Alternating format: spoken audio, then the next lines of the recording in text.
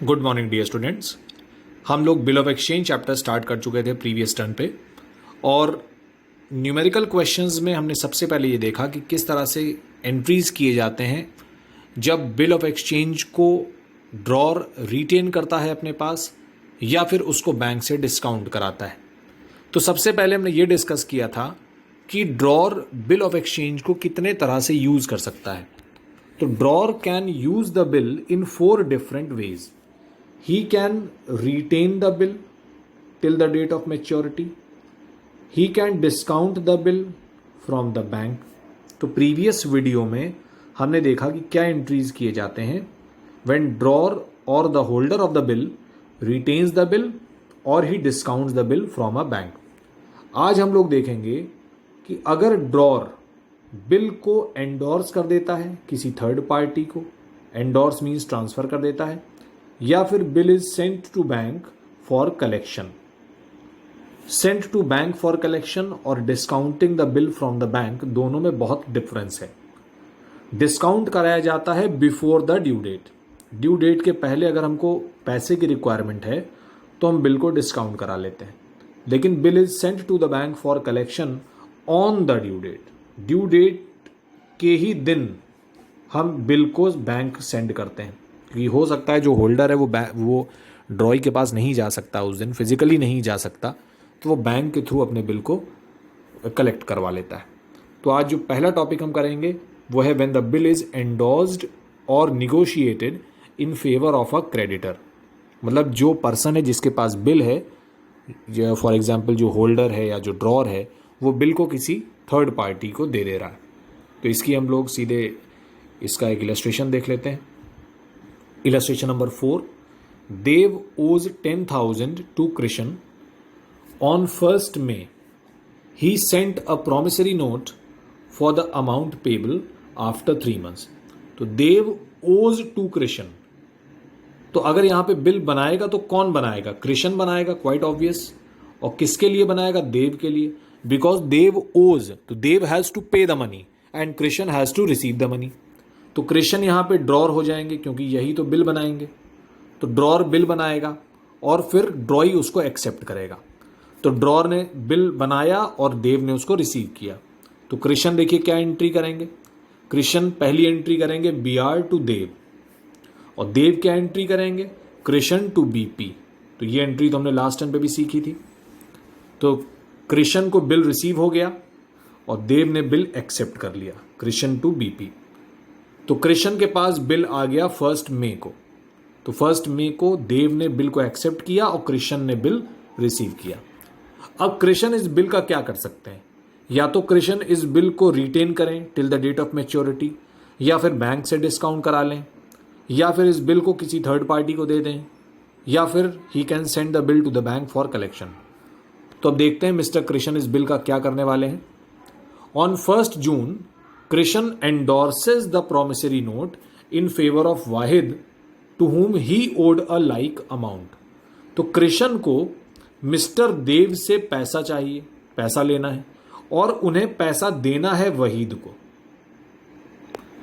तो कृष्ण यहाँ पे जो बिल बना रहे हैं, तो देव से पैसा लेना भी है उनको और वाहिद को पैसा देना भी है। तो मिस्टर कृष्ण ने क्या किया? एक बिल बनाया देव के लिए, देव से बिल को एक्सेप्ट करवाया, मिस्टर देव ने बिल को रिटर्न कर दिया कृष्ण को, और कृष्ण ने वो बिल दे दिया वहीद को। तो कृष्ण एंडोर्स करेंगे। तो ये देखिए वहीद टू BR। पहले हम क्या एंट्री कर रहे थे? बैंक टू BR, क्योंकि पैसा मिल रहा था। तो कृष्ण को पैसा मिल जाता था ऑन द ड्यू डेट, तो एंट्री होती थी बैंक टू BR। लेकिन अभी क्या करेंगे? डेबिट द रिसीवर, वाहिद डेबिट टू BR। तो ये एंट्री हो गई एंडोर्स करने की। तो BR तो क्रेडिट होगा ही होगा। अगर बिल को रिटेन करता है तो पैसा मिलेगा, तो एंट्री क्या होती है? Bank to BR। अगर हम बिल को डिस्काउंट कराते हैं तो हम एंट्री क्या करते हैं? Bank debit, discounting charges debit to BR, क्योंकि कुछ चार्जेस भी डिडक्ट हो जाते हैं। और अगर हम बिल को किसी और को दे देते हैं तो एंट्री क्या होती है? C to BR। C means जो भी एंडोर्सी है, जो भी नाम दिया है क्वेश्चन में आपको। तो BR तो क्रेडिट होगा ही होगा। BR तो आपके पास से चला जाएगा।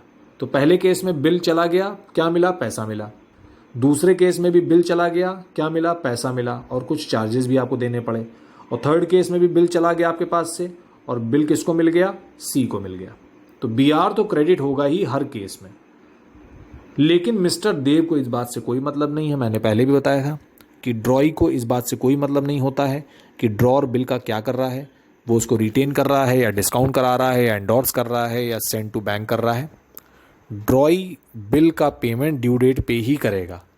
तो 3 मंथ्स के बाद जो भी ड्यू डेट आएगी उस दिन देव उस बिल का पेमेंट कर देंगे। तो ये देखिए यहाँ लिखा हुआ है 4 अगस्त को बिल का ड्यू डेट है बीपी टू बैंक, और वाहिद को 4 अगस्त को पेमेंट मिल जाएगा क्योंकि बिल किसके पास था, बिल तो वाहिद के पास था। तो अब पेमेंट किसको मिलेगा, वाहिद को मिलेगा।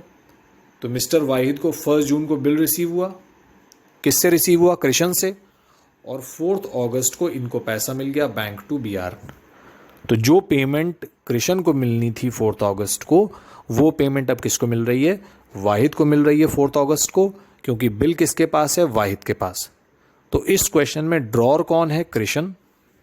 ड्रॉर हो जाएंगे हमारे कृष्ण क्योंकि बिल तो इन्हीं ने बनाया। ड्रॉई कौन है, देव, और पेई कौन है, वाहिद। पहले भी मैंने बताया था कि payee means the person who finally gets the payment of the bill. तो Wahid is getting the payment on due date. तो Wahid is known as payee, Krishna is known as drawer and Dev is known as drawee. तो इस तरह से endorsement की entry आप करेंगे जब बिल को किसी को एंडोर्स किया जाएगा। तो तीनों की बुक्स में आपने एंट्री देख ली। कृष्ण को पहले बिल रिसीव हुआ, फिर उसने बिल को दे दिया वाहिद को, तो अब वाहिद ने बिल रिसीव कर लिया, और जब ड्यू डेट आ गई तो देव ने पेमेंट किया और वाहिद ने रिसीव किया। तो ये है हमारी एंडोर्समेंट की एंट्रीज। और उसके बाद हम देख लेते हैं 4th point, when the bill is sent to the bank for collection. तो यहाँ पे कोई स्पेशल चीज़ नहीं है। यहाँ पे जैसे अभी हम बात कर रहे थे कृष्ण और देव की, तो कृष्ण ने बिल बनाया, देव को प्रेजेंट किया, देव ने बिल को एक्सेप्ट करके वापस कर दिया।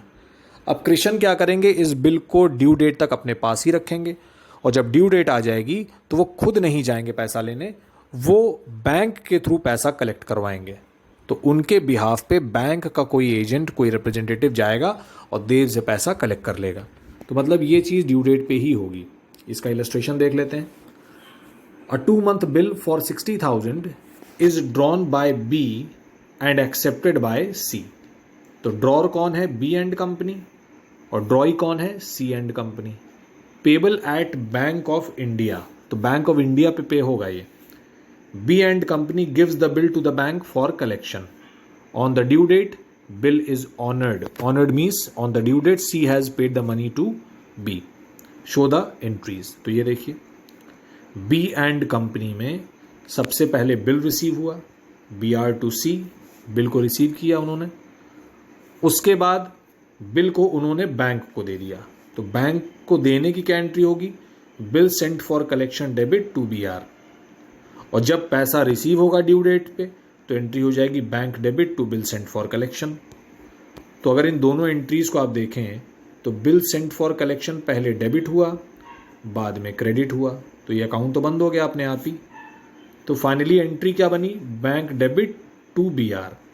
और यही एंट्री तो हम पहले भी कर रहे थे जब पैसा रिसीव हो रहा था, bank debit to B R. तो फर्स्ट केस की एंट्री तो यही थी, when the bill is retained till the date of maturity, bank debit to B R. बस डिफरेंस इतना था कि ड्यू डेट पे ड्रॉर खुद जाके पैसा ले लेता था, तो ये बिल सेंट फॉर कलेक्शन बीच में नहीं आएगा। लेकिन अभी क्या हो रहा है, ड्रॉर पहले बिल को बैंक को दे रहा है और बाद में बैंक उस पैसे को कलेक्ट कर रही है। तो बिल सेंट फॉर कलेक्शन एक टेम्परेरी अकाउंट ओपन कर दिया जाएगा, तो पहले डेबिट होगा बाद में क्रेडिट होगा, तो ये अकाउंट अपने आप ही क्लोज हो जाएगा। तो इस तरह से बिल सेंट फॉर कलेक्शन की एंट्री आप करेंगे जब बिल को बैंक को भेजा जाएगा कलेक्शन के लिए। तो ये एंट्रीज हो गई हमारी, बिल्कुल सिंपल एंट्रीज हैं, इसमें कुछ भी डिफिकल्ट नहीं है। इसी तरह से आप इलस्ट्रेशन नंबर 6 आप देख सकते हैं। इलस्ट्रेशन नंबर 6 में एंडोर्समेंट भी है, डिस्काउंटिंग भी है, एक साथ दोनों टॉपिक्स को डिस्कस किया जा रहा है। और उसी तरह से इलस्ट्रेशन नंबर 7 भी है। इलस्ट्रेशन नंबर 7 हम लोग कर लेते हैं। Bill of 4500 drawn by Mohan, तो मोहन ड्रॉर हो गए, ऑन रामनाथ, रामनाथ हमारे ड्रॉई हो गए, accepted by the latter, payable eight central bank of India, show what general entries would be passed in the books of both the parties under each of the following circumstances. तो सबसे पहले तो हम bill को बना के उसको receive कर लेते हैं। तो मोहन एंड कंपनी बिल को बना रहे हैं और जो सेकंड पार्टी है रामनाथ एंड कंपनी वो बिल को एक्सेप्ट करेंगे। तो ये देखिए सबसे पहले मोहन एंड कंपनी ने बिल बनाया, BR to Ram, entry in all the cases. तो ये एंट्री तो कॉमन रहेगी, सबसे पहले बिल तो रिसीव करा ही जाएगा, बाद में देखते हैं हम इस बिल का क्या करना है। तो सबसे पहले मोहन ने बिल रिसीव किया, एंट्री हो गई BR टू रामनाथ, और रामनाथ बिल को एक्सेप्ट करेंगे तो उसकी एंट्री वो कर देंगे मोहन टू BP। तो रामनाथ की एंट्री नहीं की गई है, सिर्फ मोहन की एंट्रीज की गई। तो यहां पे देखिए entry in all the cases, first entry हमारी कॉमन है। उसके बाद फर्स्ट केस में लिखा हुआ है if it retains the bill till the due date and then realizes it on maturity.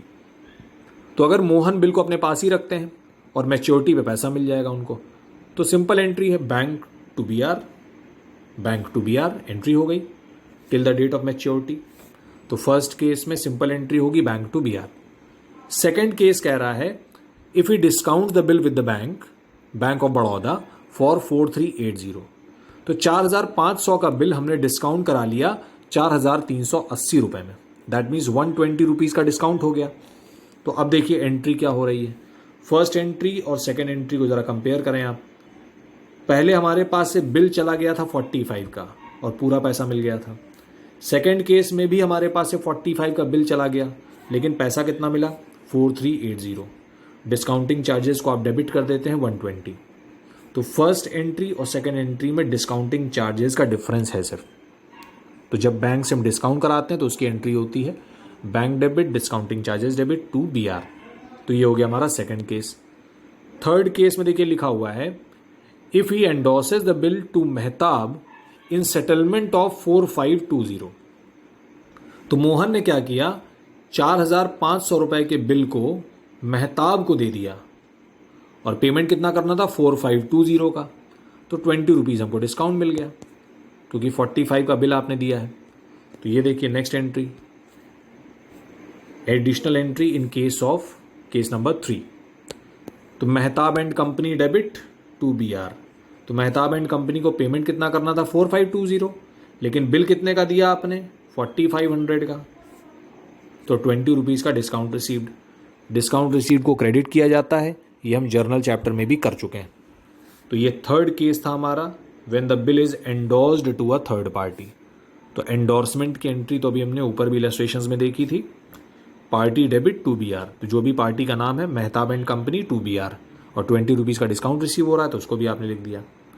और लास्ट में कह रहा है the bill is send to bank for collection.